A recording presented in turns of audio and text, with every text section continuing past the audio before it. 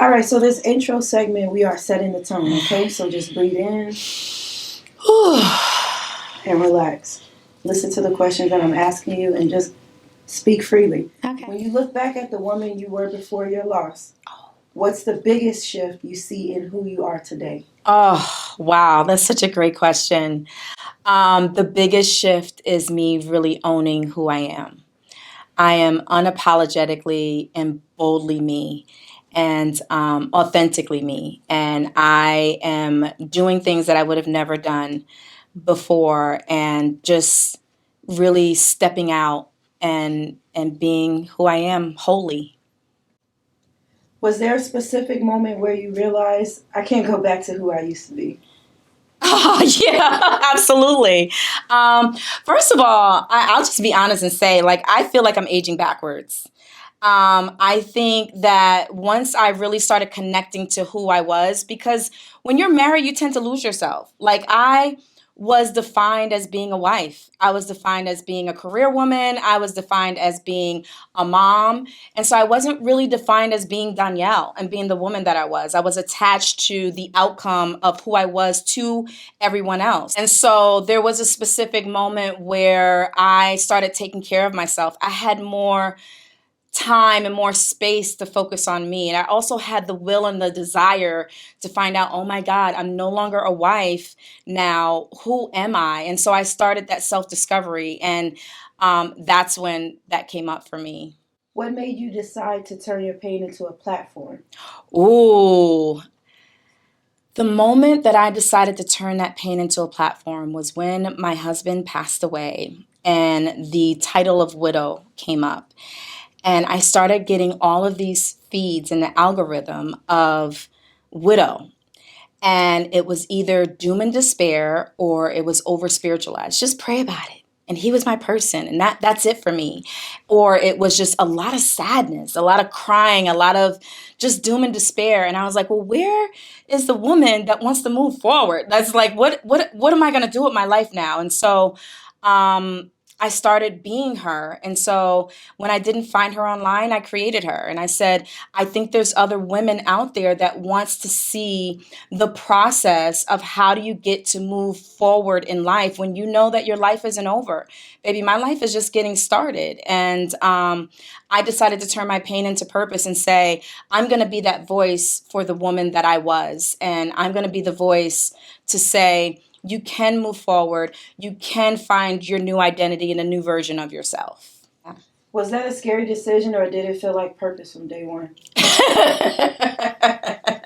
I laugh because it would seem as though I had this all planned out. And honey, when he died, oh, I'm just going to be out here inspiring the world. No, it happened on accident. It happened because there was no other choice. What else was I going to do? And I'm a faith-filled woman, and I knew that God wasn't done with me yet. And if he wasn't done with me yet, then let's find out what the next is. And so I focused on what my purpose was not. And I just started moving forward and getting rid of what my purpose wasn't to find what my actual purpose was. So many women feel like grief forces them to rebuild themselves. What part of you had to die so the new you could be born? Oh my goodness. Yes. What part of me had to die so the new me had to be reborn? The part of me that was defined by the outcome of what good of a parent I was, how good I was at my job and my career, how good I was as a wife. And now I had to put that energy. I was displaced. I felt completely displaced. And so the part of me that had to die was the part of me that judged who I was by the outcome of what I did. And now I just show up and I know that that is good enough that I showed up. And so the part of me that had those high expectations of who I should be and how I should be it, that part died completely. And I just show up as me, as the best me that I could be for whatever that day is. What makes your platform different from other grief support spaces? Oh, baby. Well, first of all, look at me. No, I'm just kidding. No, but seriously, when I show up to the grief space, I show up like this, but I also show up as, I don't know, there's some with my bonnet on, I'm in the bed. I do have some videos where I'm really going through the grieving process and I'm crying and I'm emotional. So I think that's what makes one of my platforms so different, is that I am literally showing every version of who I am during the process. And I think that's a lot of times of what gets missed.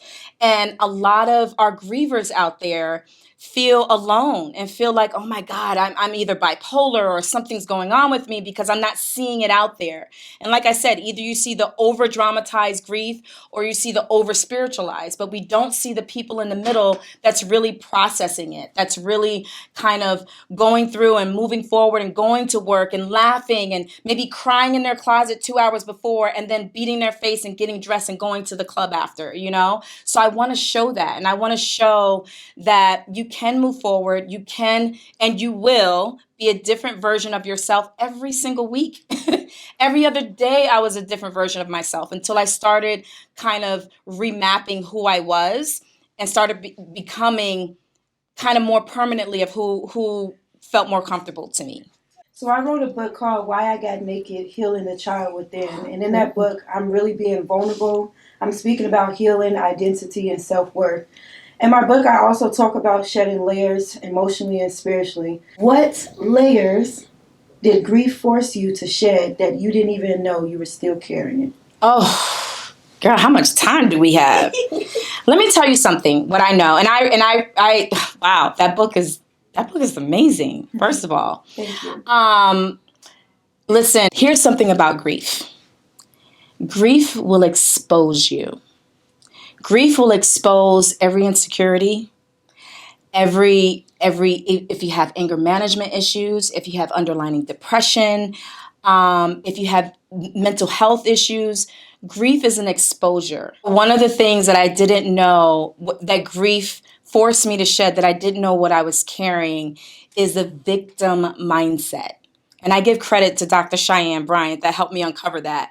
Because one of the things is I was walking around saying, you know, nobody's showing up for me and I'm doing this all on my own. And I thought that was the victor mindset, right? Because I'm doing it all on my own. But it's the victim mindset, the part where I'm saying no one's showing up for me and I'm doing this all on my own, instead of saying I have everything that I need.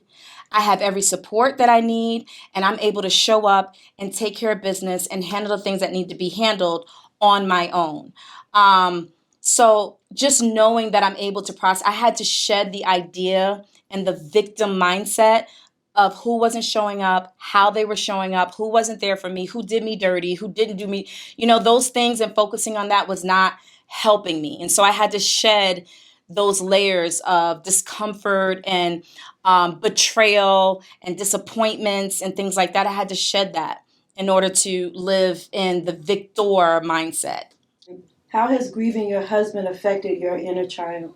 Oh, how did she know to ask these questions? You been talking to Dr. Bryant. Did you call her? Oh my God. It's so crazy that you asked me that question because, I don't want to get emotional. Ask me the question again. Mm-hmm. How has grieving your husband affected the inner child inside you? How has grieving my husband affected the inner child? How does grieving my husband affected the inner child in me? The inner child in me has experienced grief before my husband passed. And I've experienced childhood trauma and abandonment. And grieving my husband brings me right back to those triggers. And there were moments in time where I was angry with him because he left me. He left me here to parent his man-child, who's 6'3" and 185 pounds, his kid, right? And so that inner child in me feeling abandoned, betrayed by life. So all of those things are showing up now. And as I said earlier, like grief is an exposure of what you were battling even before that. What's one myth about healing you want to destroy today? I want to destroy, which camera should I look at? Which one? Right here? Okay. I want to destroy today. What was the question? I love that. Please give me that same energy with the same finger pointing when you get back to this camera, okay? What's one myth about healing you want to destroy today? The one myth that I want to destroy right here today is you do not completely heal from grief. From grief of a loss from a loved one, as long as you love them, as long as you have love for them, grief is a labor of love. For as long as I live on this earth, I will love my husband. I will love the life that I have. I will love the life that he gave me. I will forever be healing. I will forever be healing the little child in me that went through trauma and grief and betrayal and disappointment. Healing is never a one stop, the same as mental health. Mental health is a lifestyle. It is not you go when things are doom and despair. You go just like you go to the doctor and get your checkup. Because nobody's 100% all the way together up in here. And if you think you are, you got more problems than you think you do. Just saying. Sorry, I'm crying. Aww. How did that hit you? Tell us. Where did that hit you? I have no words. Oh. I felt it. I felt all of it. Whew. Oh. Okay. Let me see my next question. Almost to the last one. Wow. Okay. No, don't let it be the last. Whew. How did grief change your standards in your life, friendships, love, and how you operate as a woman? Well, for number one, I have evolved as a woman. I feel like since I lost my husband, I have lived 10 lifetimes. So grief changed my standards, life, family, and friendships because, first of all, I've evolved as a woman. I'm a different person than who and what I was even the day that he died, right? But also, when you see the breath, when you watch the breath leave someone's body, and you know how finite death is, and you know how short your life could be, and how it could be over like that. You can get one phone call. You can go to the urgent care one time. You can walk out in that street and it be a wrap.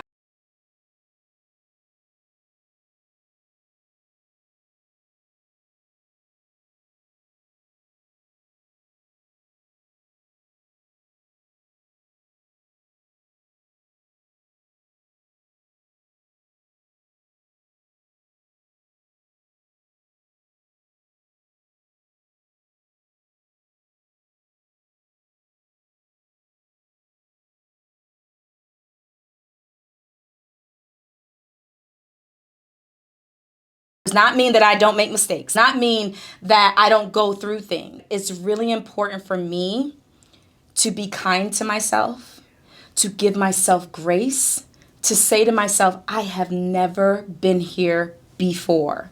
And so because I've never been here before, how would I know how it is to take care of a grieving child?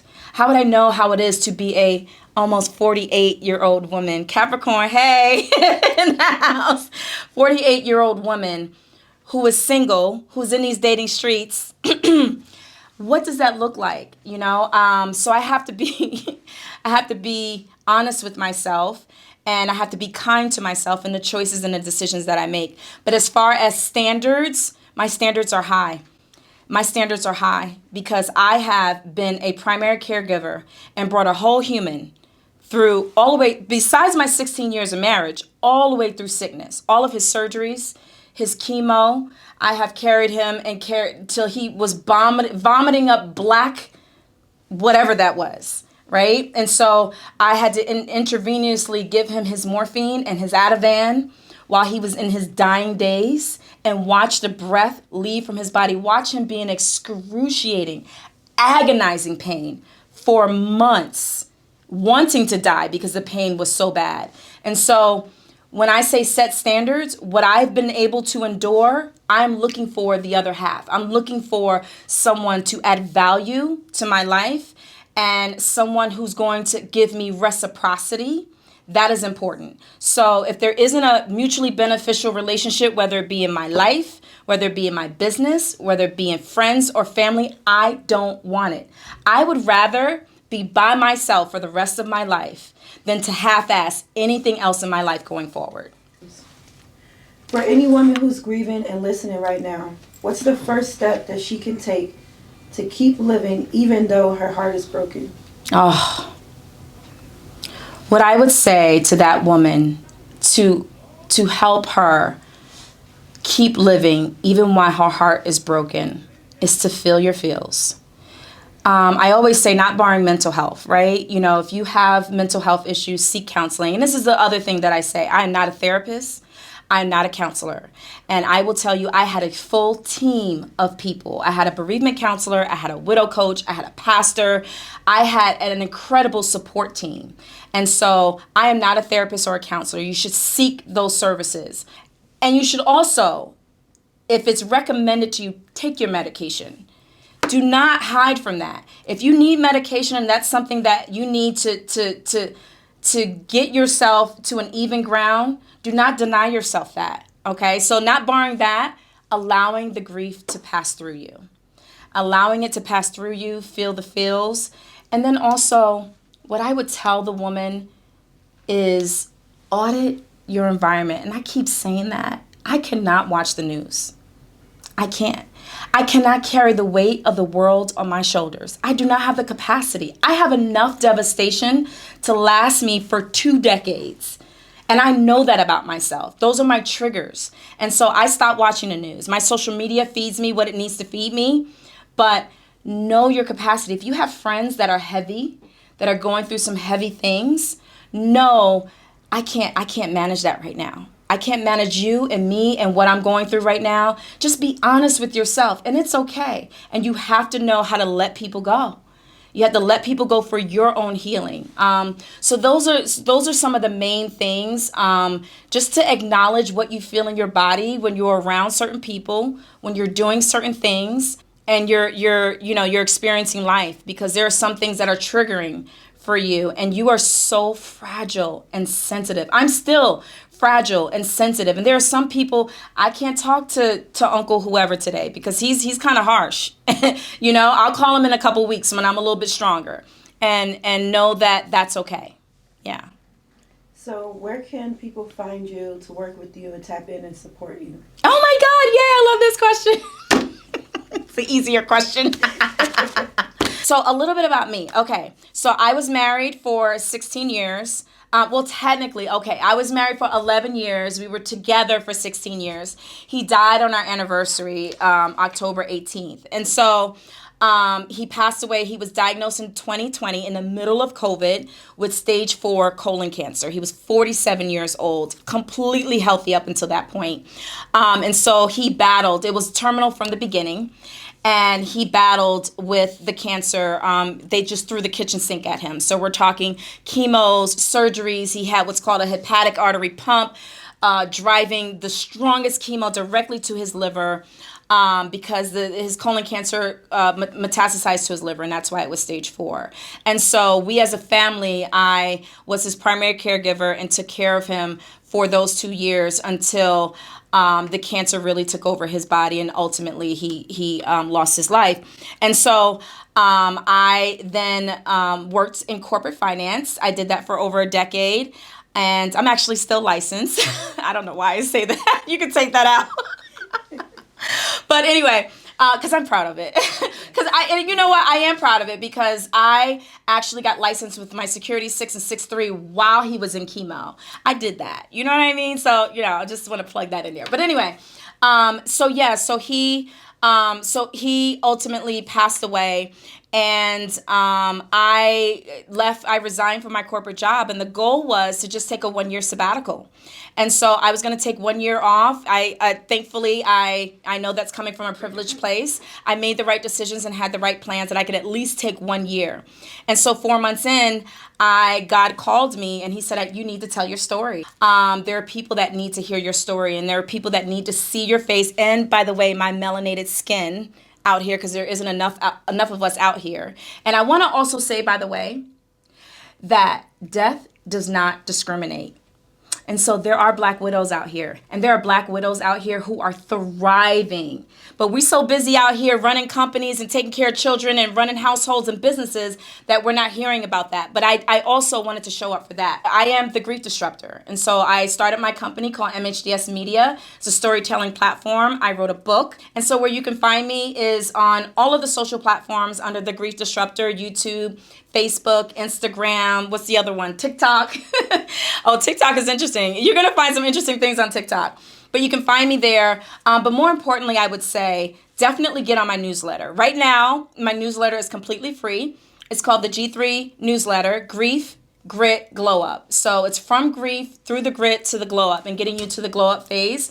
But that's where you can find all of my interviews, all of my speaking engagements. I give you the tea on what's going on with me. A lot of the questions that people want to hear about is dating while widowed and sex in widowhood, because nobody's talking about that. And widow's fire is a real thing. Your heart and your mind knows that your husband, your late husband, is gone, but your body doesn't get the message.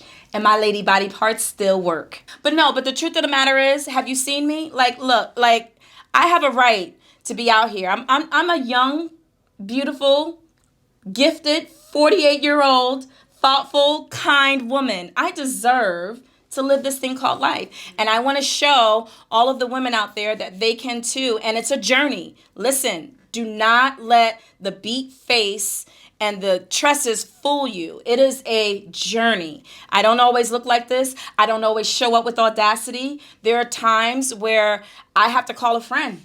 And I have to call a friend and have to say, listen, I'm not doing well. And so that's really important to tap into where you are. And so I'm so excited to be here with you, Jakeila. Thank you so much for these amazing questions. And I just want to tell you guys, listen, come follow me. Check me out on my G3 newsletter. You can get my book on my link in my bio. It's called the G3 Playbook. And here it is.